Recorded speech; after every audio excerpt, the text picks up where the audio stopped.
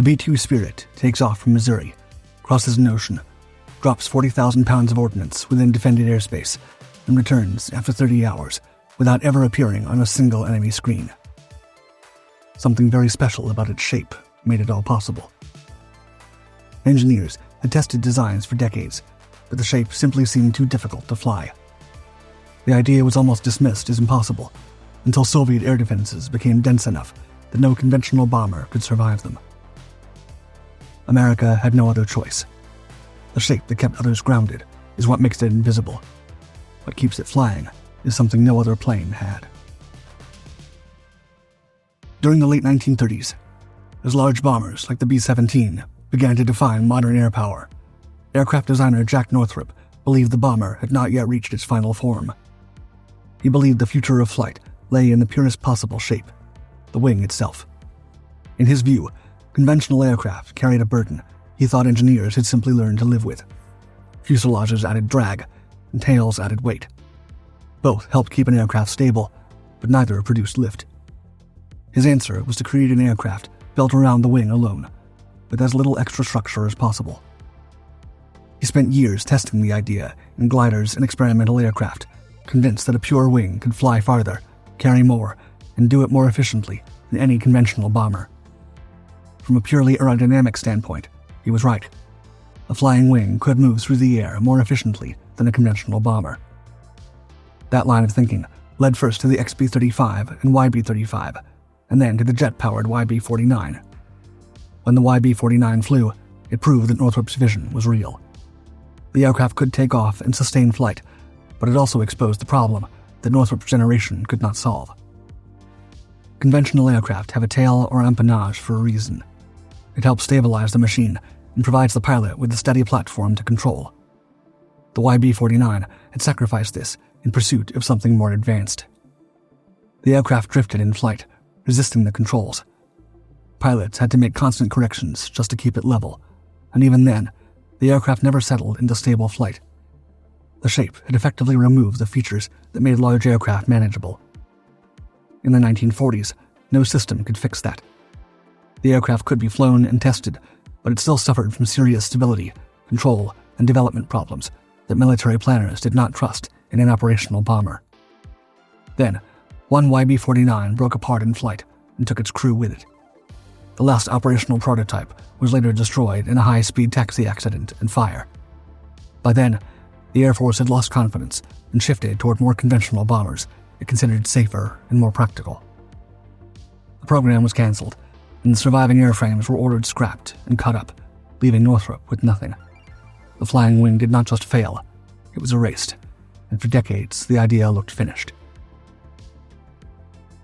By the 1970s, the United States was facing a problem its older bombers were no longer built to solve. The B-52 could still carry nuclear weapons across continents, but against the Soviet Union, it was now expected to penetrate some of the most heavily defended airspace on Earth. The Soviet air defense network was no longer a thin line of warning radars and interceptors. It had grown into a deep, layered system of ground-based radar, long-range surface-to-air missiles, and high-speed fighters working together across the same defensive zone. Flying high had once given bombers room to operate. By this stage of the Cold War, that advantage was gone. Even at high altitude, bombers flew well within reach of advanced Soviet missile systems. Speed looked like the next answer. Aircraft such as the B-70 had been built on the belief that sheer velocity could outrun danger. Once Soviet missiles and interceptors improved enough to catch fast, high-flying targets, that window closed as well. Flying low offered another way in, using terrain and ground clutter to delay direction. But by the early 1980s, interceptors such as the MiG-31 added true look-down, shoot-down capability against low-flying aircraft, closing off yet another escape route. None of these methods solved the main problem. A strategic bomber that could be tracked on its way to the target was no longer a dependable leg of the nuclear deterrent. The United States needed a bomber that was invisible to Soviet defenses. That requirement ruled out the old bomber shape. A large aircraft with a tall tail, exposed engine faces, and weapons hanging outside the airframe would always give radar a strong return. If the goal was to drive that signature down as far as possible, the aircraft itself had to change. In 1979, the Air Force launched the Advanced Technology Bomber effort to build an aircraft that could get through Soviet defenses without presenting a clear radar target in the first place. In August 1980, the Carter administration publicly acknowledged that the Pentagon was working on stealth aircraft, including a bomber. The competition narrowed to Northrop Boeing and Lockheed Rockwell. Northrop's answer brought back a tailless flying wing. Lockheed's competing concept followed a different stealth approach, with a smaller tail and greater reliance on angular shaping. On October 20th, 1981, the Air Force chose Northrop, effectively reviving an idea the service had once scrapped and never fully solved. The cost reflected the size of the gamble. By 1989, the United States had already spent an estimated $23 billion on B-2 research and development alone. And still, the design did not move forward on a straight path either. In the mid-1980s, the Air Force changed the bomber's mission profile, shifting it from high-altitude penetration to low-altitude terrain-following flight. That redesign alone delayed the first flight by about 2 years and added roughly $1 billion more to the budget. All of which reflected how abnormal this aircraft's development effort was. It was a program trying to push forward stealth materials, manufacturing methods, flight control software, and bomber design simultaneously. The old problem that sealed YB-49's fate had not gone away. The flying wing was still unstable. What changed was that this time, the instability was not dependent on the pilot. It was handled by a computer. The B-2 is a 172-foot flying wing with a maximum takeoff weight of more than 336,000 pounds, yet it has no vertical tail. To reduce its radar signature, the aircraft gives up the natural directional stability that would normally help keep a bomber this large pointed straight. So the B-2 replaces that lost stability with a quadruplex digital fly-by-wire system built around 4 flight control computers. Those computers take in a constant stream of data on airspeed, angle of attack, attitude, and motion, then issue corrections faster than the crew could ever make on their own. In this configuration, the pilots do not move the control surfaces directly. Instead, their inputs pass through the computers, which decide how the aircraft can respond without slipping toward instability. A typical sortie can run 30 or 40 hours, sometimes longer with aerial refueling. The aircraft leaves Missouri, crosses open water, enters defended airspace, releases its weapons, and returns without landing. Keeping a bomber like that stable for the whole mission is a problem of its own. Weather is one of the first things that tests the aircraft. Turbulence does not hit a wing this large evenly. It catches one side first, then moves across the rest of the airframe, and then the bomber starts to yaw out of line. The flight control system answers at once, moving the trailing edge control surfaces to force the aircraft back into alignment. The most important of those surfaces are the elevons and the split drag rudders at the wingtips, often called deceleronds. In a normal bomber, a vertical tail would help keep the aircraft aligned. On the B-2, the deceleronds do that job by creating drag on one side or the other, yawing the aircraft back into line. Even in straight and level flight, they can keep pulsing open and shut in small increments, catching drift before it grows. The corrections have to come early, while the drift is still small enough to contain. Even in calm air, the aircraft changes as the mission goes on. The B-2 carries roughly 167,000 pounds of fuel, most of it stored inside the wing itself, and in long-range cruise, it can burn fuel at roughly 10,000 pounds per hour or more. As it does, weight shifts across the aircraft, and the center of gravity moves with it. The aircraft that left Missouri is no longer balanced the same way hours later over another continent. Once again, the system must continuously track those changes and keep the bomber within a narrow flight envelope. Aerial refueling narrows that margin even further. After hours in the air, the B-2 has to close in behind the tanker and hold a precise position while both aircraft continue moving through the same patch of unsettled sky. At that distance, small corrections are no longer routine. The same system that's been correcting turbulence and compensating for fuel burn now has to hold the bomber steady in close formation long enough to refuel and keep the mission alive. Even the release of weapons can create another disturbance. The B-2's bays can hold up to 40,000 pounds of weapons. That means that when the bay doors open, they change the airflow. After surviving that, the moment the weapons leave the aircraft, they change the bomber's weight and drag at the same time. The flight control system must detect the change as it occurs and quickly adjust the elevons and decelerons to keep the aircraft stable through the release. The reason for all that effort lay in what the shape could do to radar. Radar works by sending out energy and measuring what reflects straight back. Strong, direct reflections create a clear track that can be followed and targeted. Thanks to its odd shape, with no exposed angles and no large surfaces, standing upright, the B-2 reduces and redirects the amount of radar energy that returns directly to the transmitter. Instead of producing a strong, clean reflection, it scatters much of that energy away from the radar, while specialized materials further weaken what remains. For comparison with other contemporary bombers, a B-52 gives off a large, obvious return. A B-1B cuts that down, but it still looks like an aircraft. The B-2's radar cross-section has often been described in public sources as closer to that of a large bird than a bomber. To an air defense operator, it may not look like a penetrating strike aircraft at all. It may look like clutter, noise, or a weak contact not worth trusting.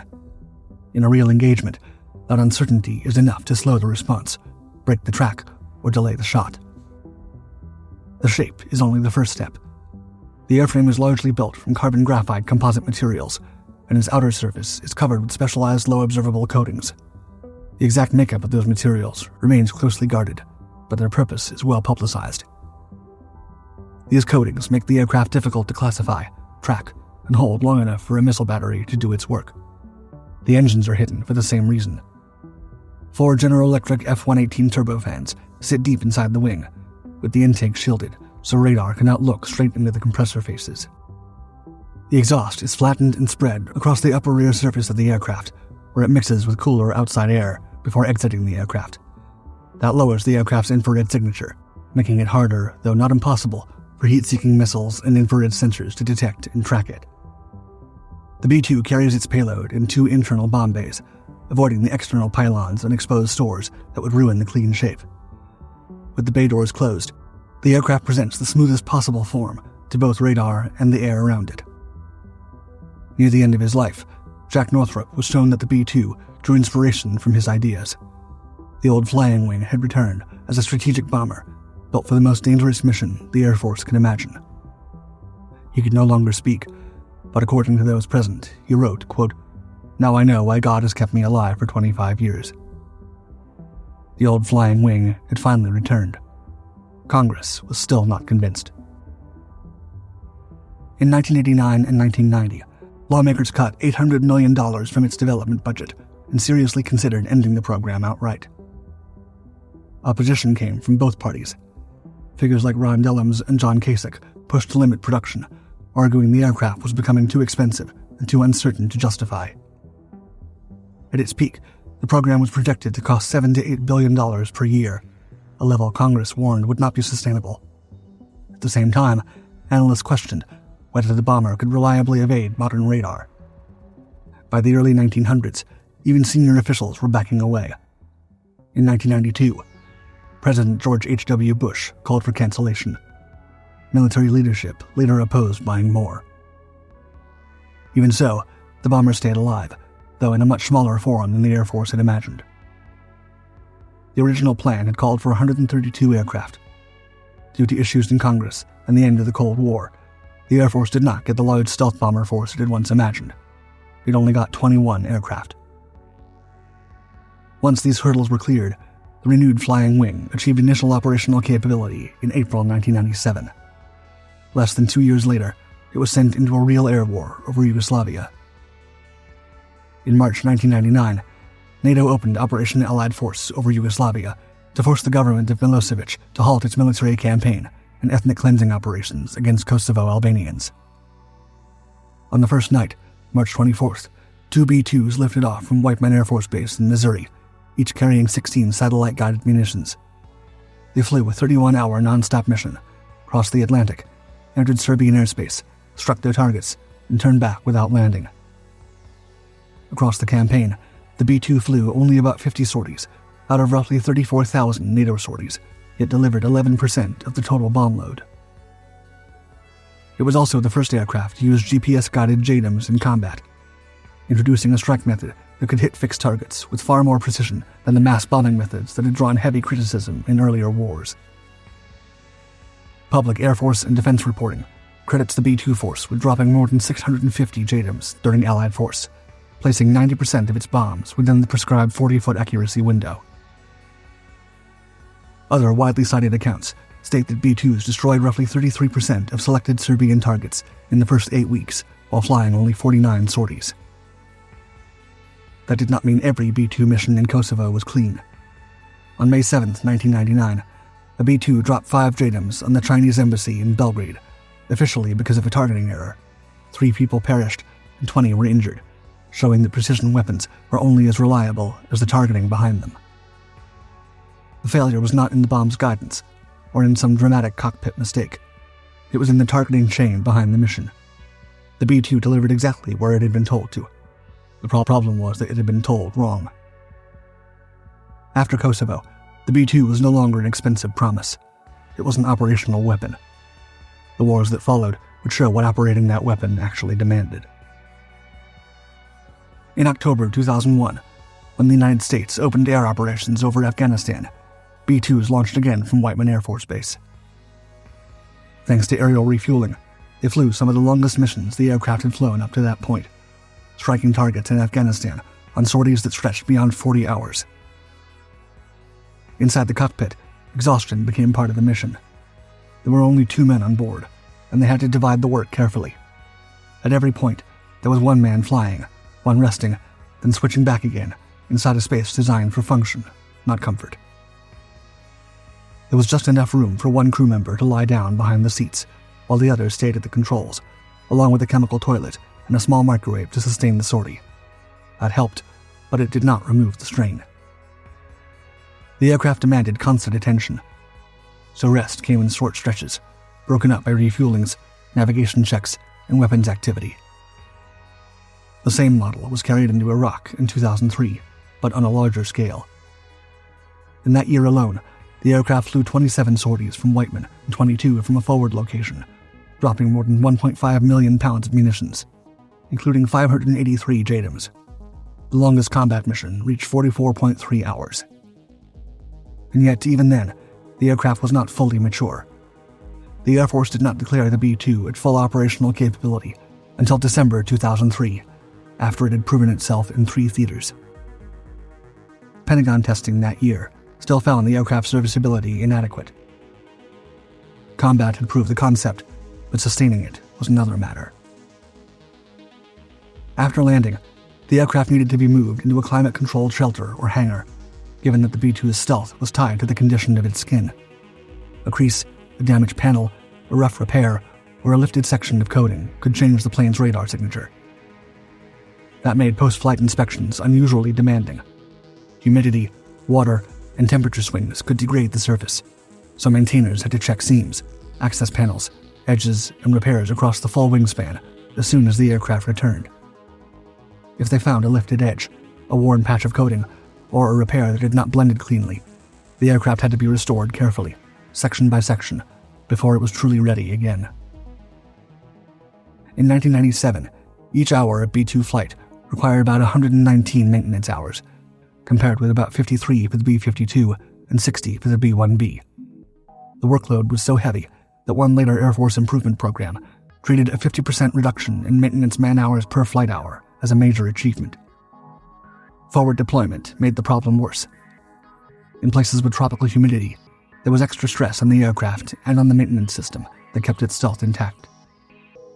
As if that wasn't enough, to support the B-2 overseas, the Air Force had to bring in deployable, climate-controlled shelters, each costing about $2.5 million, and requiring 29 C-130 sorties to move.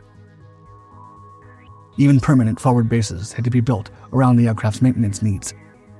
At RAF Fairford, that meant 2 50,000-square-foot climate-controlled hangars, built specifically to handle low observable work. Crews also had to adjust procedures in the field just to keep the bomber mission capable. That helps explain why so many B-2 missions began and ended at Whiteman Air Force Base, where the aircraft could return to a controlled maintenance environment. One example of that fragility happened in Guam on February 23, 2008. The aircraft was Spirit of Kansas, a B-2A deployed to Andersen Air Force Base as part of the Air Force's bomber presence in the Pacific.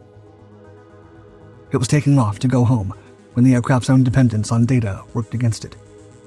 During air data calibration, moisture in the port transducer units distorted the data sent to the flight control computers.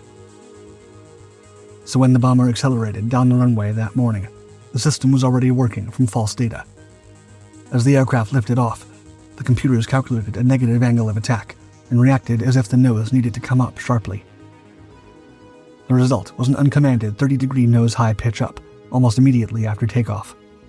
At that height, there was no room to save it. The bomber had actually rotated at about 12 knots slower than indicated.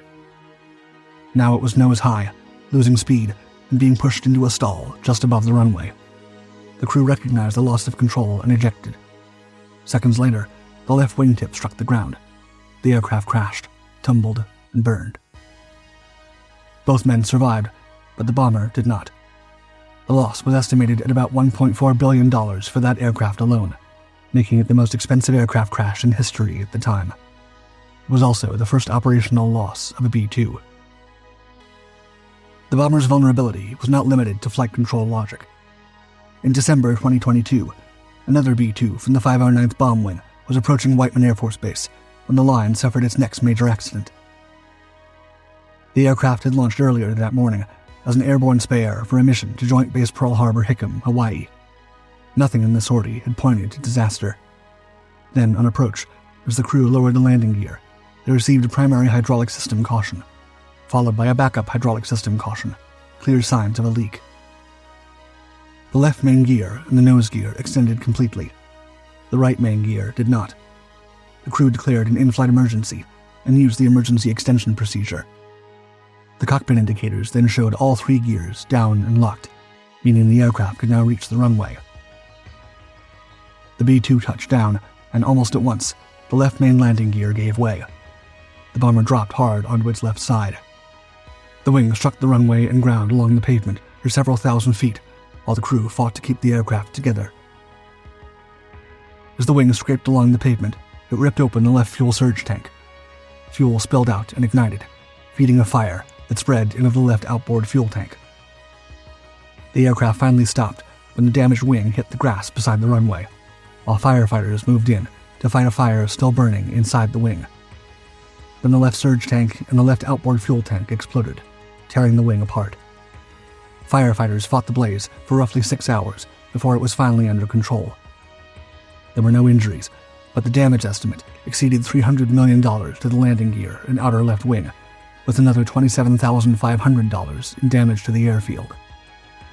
Once again, the fleet was grounded after the mishap.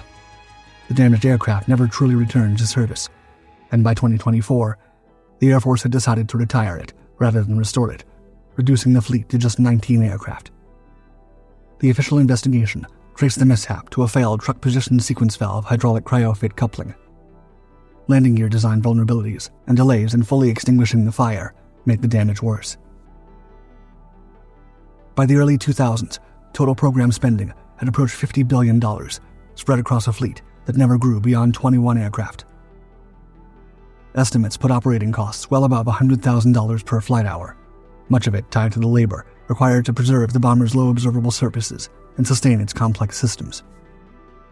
Even so, the aircraft remained in service because nothing else matched its combination of range, payload, and ability to penetrate defended airspace. Recent official reporting shows B-2s taking part in Bomber Task Force deployments and exercises, including missions from Australia and Iceland in 2024, while the Air Force continues modernizing the fleet for nuclear and conventional roles. The United States completed the B-61-12 program in December 2024, fielding a new precision-guided nuclear gravity bomb. Its follow-on, the B-61-13, is being developed for harder and larger military targets, including deeply buried facilities. In practical terms, that keeps the B-2 tied to some of the hardest missions in the arsenal. But the handoff has begun. The B-21 Raider, the B-2's successor, is already in flight test. The Air Force plans to buy at least 100, with a target cost of about $692 million per aircraft, far below the B-2's program cost per airframe. Northrop also says it was designed to be easier and less costly to maintain. In the end, the B-2 did exactly what earlier generations could not. It made the flying wing operational. Jack's vision had finally been vindicated. The flying wing did return, but only after technology became powerful enough to control it, and a support system large enough to keep it stealthy.